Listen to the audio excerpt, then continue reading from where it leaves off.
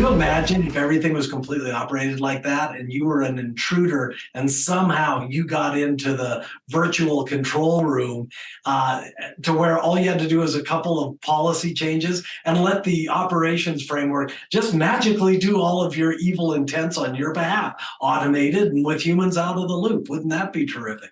So there's a huge security concern that is going to have to be surmounted before this comes about. Another one, though, of course, is just in general trust. Does your finance department trust that your operations tools can order storage, network, compute, cloud capacity preemptively in a fiscally responsible fashion? Or do you have a line of code that goes awry and bankrupts your company? The other thing you just reminded me of, Mark, is back in the glory days of dealing with data centers with all the physical elements in them, I was the worst offender for tripping over power cords. And I've brought data centers down because of, wall warts being in the wrong place from my perspective and having a cord stick out of that thing. And I've tripped over them. It's just terrible. So I'm glad to be getting away from that into this much more automated future.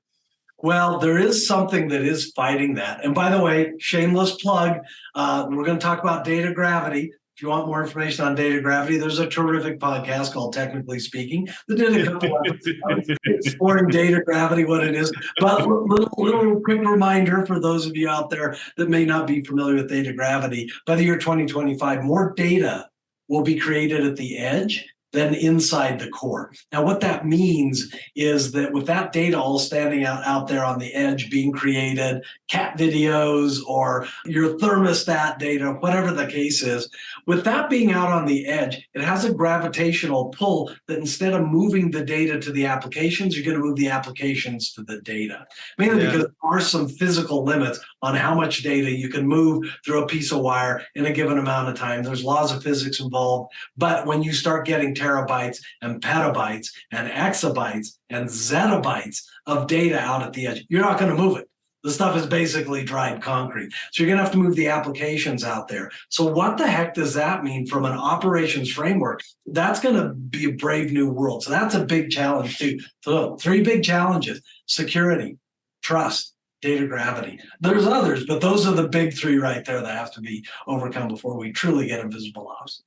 So are you telling me, Mark, that we're not really seriously considering filling up FedEx trucks with SSDs to get that stuff from the outside to the middle? Is that not how we're going to do it? Is that too cumbersome?